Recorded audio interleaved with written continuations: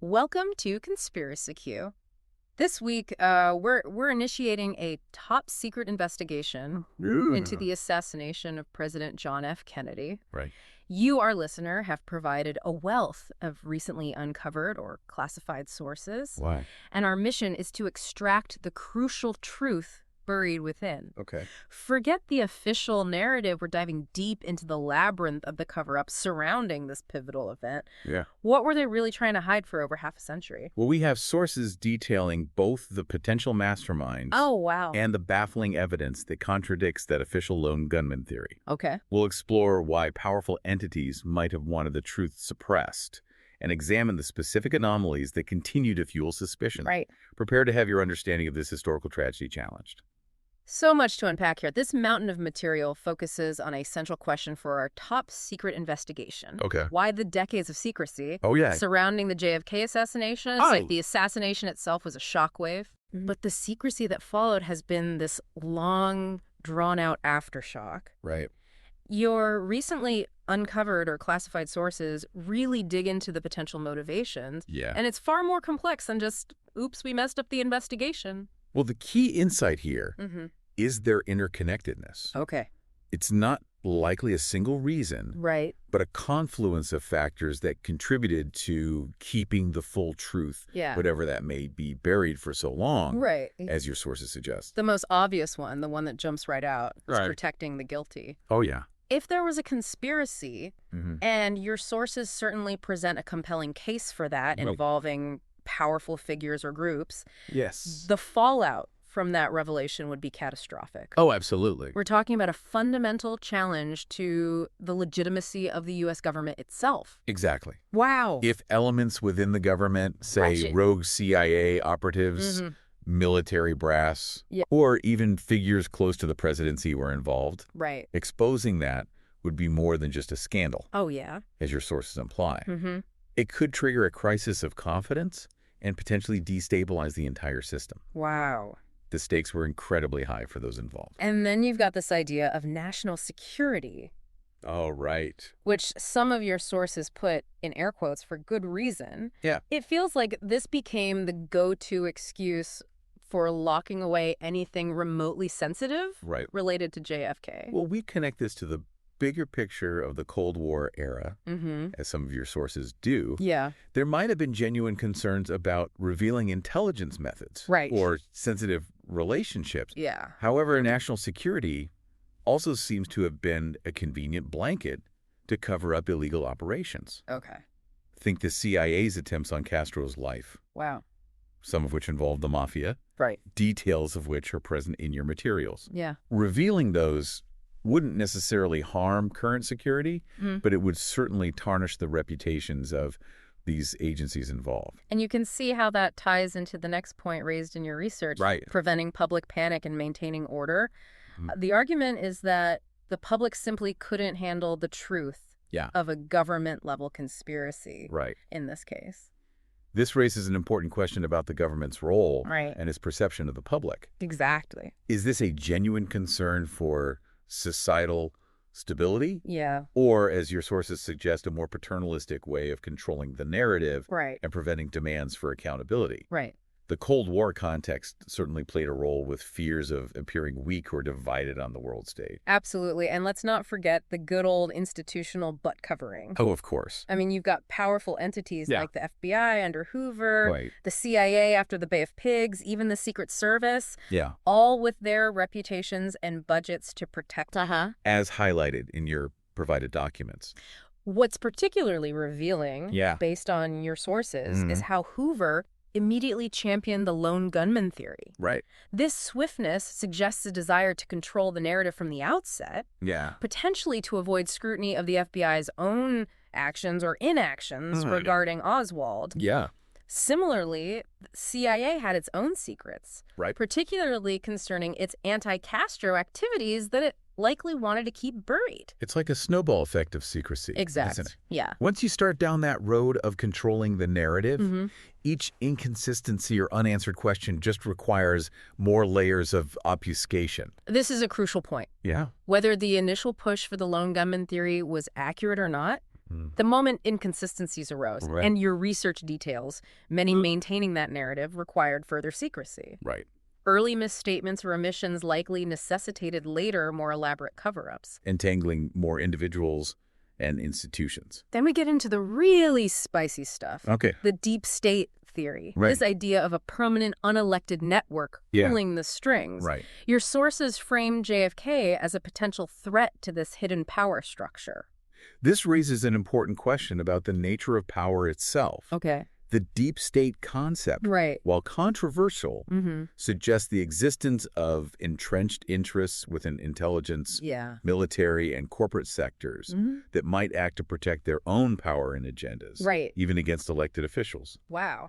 JFK's challenges to the CIA and his potential shift in foreign policy, as outlined in your material, could be seen as threats to this established order. But your sources also offer a slightly less conspiratorial, though still troubling possibility. Yeah. The sheer complexity and fragmentation of truth. Maybe it wasn't one grand unified conspiracy, but a bunch of different players with their own secrets and agendas. This is a more nuanced perspective to consider. Okay. It suggests that even without a single orchestrator, the assassination could have been the result of overlapping interests and independent actions by various groups. In the aftermath, the easiest way for authorities to manage this chaotic situation, potentially involving dangerous individuals and embarrassing intelligence failures, might have been to classify everything remotely connected. It paints a picture of a secrecy machine that just kept churning, regardless of the initial truth. Now let's dive into some of the specifics that fuel this suspicion, starting with the infamous magic bullet. Oh, yeah. I mean, the very name sounds like something out of a bad spy movie. Well, the key insight here is this. It's near perfect condition after supposedly causing 7 wounds across 2 people. Wow. Simply doesn't align with basic ballistics, strongly suggesting it couldn't have done what the official story claims. And then it ends up on a stretcher practically pristine. One of your sources rightly calls it Exhibit WTF. It's like this bullet performed some kind of acrobatic routine inside 2 people and came out looking like it had just been polished. Standard ballistics would suggest a bullet causing that kind of damage, especially involving bone fractures, would be significantly deformed. The near-perfect condition of CE 399 has led many to question whether it could have caused all those wounds, suggesting the possibility of multiple bullets or that this particular bullet was planted evidence. Which then leads us right to the grassy knoll and the persistent reports of a second shooter. Dozens of witnesses, according to your sources, claim to hear shots coming from in front of the motorcade from that area by the picket fence. What's crucial here is the eyewitness testimony. These weren't just fleeting impressions. Many individuals, as your sources detail, vividly recalled hearing shots from a different direction than the book depository. Wow. The reported puff of smoke near the fence line further corroborates these accounts for some. And then you've got the acoustic evidence from the police radio recordings, which initially suggested a high probability of a shot coming from the grassy knoll. It's like you have this potential scientific backing for the eyewitness accounts, although later analyses have certainly cast doubt on that. This is where it gets interesting. The fact that different panels reached conflicting conclusions regarding the acoustic evidence highlights the contentious nature of the investigation and how different interpretations of the same data can lead to vastly different conclusions about the number and origin of the shots. So let's move on to Lee Harvey Oswald himself. Oh, yeah. One of your sources calls him patsy extraordinaire. And it's hard not to see why his whole background feels manufactured almost. What's revealing here is the complexity and apparent contradictions in Oswald's life. A former Marine with some sharpshooting training. Yet his documented scores were debated. His defection to the Soviet Union and subsequent return with a Russian wife during the height of the Cold War raises immediate red flags. It does. His involvement with both pro and anti-Castro groups adds another layer of intrigue. And then he gets a job at the book depository just weeks before the assassination. It's almost too perfect, isn't it? And his immediate denial, shouting, "I'm just a patsy," before Ruby silenced him. And all adds to this feeling that he was a pawn in a much larger game. The question of potential intelligence connections is also crucial. Okay. Declassified files, as your sources note, do hint at the CIA monitoring Oswald. Right. Was he an unwitting pawn, a low-level asset who was set up, or something else entirely? His own claims of being a patsy, combined with the circumstances surrounding his life and the events in Dallas, continue to fuel suspicion about his role. And then you have Jack Ruby popping up out of nowhere to shoot Oswald. Yeah. The official line is, grieving patriot. Right. But your sources rightly question that, given his deep ties to organized crime. What's particularly noteworthy is Ruby's extensive network within the criminal underworld. Right. Particularly his connections to the Chicago outfit and Carlos Marcello. Whoa. His seemingly easy access to Oswald in a supposedly secure police station raises serious questions about whether he acted alone or on behalf of others. Was he genuinely distraught, or was he a hired gun sent to make sure Oswald never got to tell his story? Yeah. His own statements before his death hinted at larger forces at play, suggesting he wasn't just some random bystander overcome with emotion. Ruby's silence, enforced by his own death before he could fully testify, remains a significant point of contention for researchers. His mob connections and the convenient timing of his actions strongly suggest a motive beyond simple grief. Now let's talk about the Zapruder film. Okay. Even in grainy black and white, that footage is disturbing. Yeah. Especially frame 313, which your sources highlight. What's visually arresting in that particular frame is the violent backward and leftward snap of President Kennedy's head. Right. This motion appears to contradict the official narrative of shots coming solely from behind. Right. A point your sources emphasize. Exactly. Basic physics would suggest a forward motion if the shot came from the rear. Right. That backward snap strongly implies a force impacting from the front. Yeah. Further supporting the idea of a shooter on the grassy knoll. The official explanation is just never quite sit right with what you see on screen. The Zapruder film remains a pivotal piece of evidence. Okay. And the debate over the interpretation of that head snap continues to this day. Right. For many, it's the most compelling visual argument against the lone gunman theory. And then we have the whole mess surrounding the autopsy. Oh, right. One of your sources calls it an autopsy fiasco. Yeah. And it sounds like it was chaotic from the start. What's troubling here are the reports of confusion and conflicting observations between the doctors at Parkland Hospital who initially treated President Kennedy and the medical personnel who conducted the autopsy at Bethesda Naval Hospital. Okay. Questions arose regarding the nature of the wounds. Right. Particularly the entry-exit point of the throat wound. Yeah. Details of which are in your top-secret investigation. And then you have allegations of altered evidence. Oh, yeah? Missing photos and x-rays, and the truly bizarre disappearance of JFK's brain. I mean, you can't make this stuff up. The chain of custody of evidence and the discrepancies in the medical reports have fueled suspicions of tampering or deliberate manipulation to support the official narrative. It's just unbelievable. The disappearance of the brain, a critical piece of evidence for determining bullet trajectories, is particularly concerning and has never been adequately explained. Now, your recently uncovered or classified sources also highlight some new information, shedding new light on some of these long-standing questions. What's significant about these declassified documents is the confirmation that the CIA withheld a substantial amount of information from the Warren Commission. Wow. This includes details about their surveillance of Oswald, his trip to Mexico City, and contacts with Cuban and Soviet embassies and their own covert operations against Cuba. That admission alone is pretty damning, isn't it? Yeah. The very agency that should have been providing all the facts was actively holding back crucial information from the investigation into the president's murder. It certainly raises questions about the integrity of the Warren Commission's findings and suggests that there were institutional interests at play that prioritized secrecy over transparency in the investigation. And then there's the case of George Joannes. Oh, wow.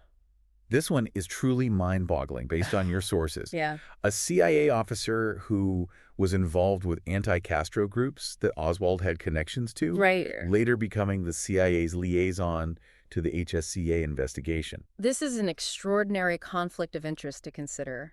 It is. The CIA essentially appointed someone with a direct connection to individuals and events relevant to the assassination to manage the flow of information to the Congressional Committee reinvestigating the case. Wow. His subsequent obstruction of access to relevant files only deepens the suspicion of a deliberate cover-up. It's like they weren't trying to find the truth. They were trying to control the narrative even decades later. Right. Now your final source really amps up the conspiracy with the Camelot terminated theory. Oh, yeah. Laying out a potential unholy alliance. This theory posits a coordinated effort involving multiple entities who had strong motives to see President Kennedy removed from office. Right. It suggests a convergence of interests between rogue elements within the CIA, Israel's Mossad, and even factions within the White House, particularly then Vice President Lyndon B. Johnson. Okay. Let's break down those potential motives for the CIA. Right. Your sources point to the Bay of Pigs, JFK's threat to splinter the agency, his potential withdrawal from Vietnam, and his perceived softness on communism. These were all significant points of friction between President Kennedy and the CIA's old guard. Right. His actions and policy directions were seen as direct threats to the agency's power, influence, and operational strategies. Then you have the Mossad, with the focus on JFK's pressure on Israel to halt its nuclear program at Dimona. Your sources frame this as an existential threat to Israel's security. From the perspective of Israeli leadership at the time, Kennedy's demands regarding Dimona could have been perceived as jeopardizing their ability to develop a crucial deterrent. Right. This created a powerful motive for certain elements within Israel's intelligence apparatus to consider drastic measures. And then LBJ, with the raw ambition for the presidency, policy disagreements, and those powerful Texas connections, the immediate reversal of JFK's Vietnam policy after the assassination certainly raises eyebrows. The timing of NSM 273, which significantly altered Kennedy's apparent intentions regarding Vietnam, is indeed striking. Yeah. Coupled with LBJ's known ambition and policy differences, it fuels speculation about his potential role or knowledge of a conspiracy. The theory goes on to describe the alleged Operation Oswald as the patsy, a triangulation of fire from multiple shooters, Ruby silencing Oswald, and control of the autopsy to fit the narrative. This paints a picture of a sophisticated and well-coordinated operation involving professional skills, logistical planning, and the ability to control key aspects of the aftermath, from the immediate crime scene to the official investigation. And your sources end with some specific jaw-dropping revelations, really hammering home the points we've discussed.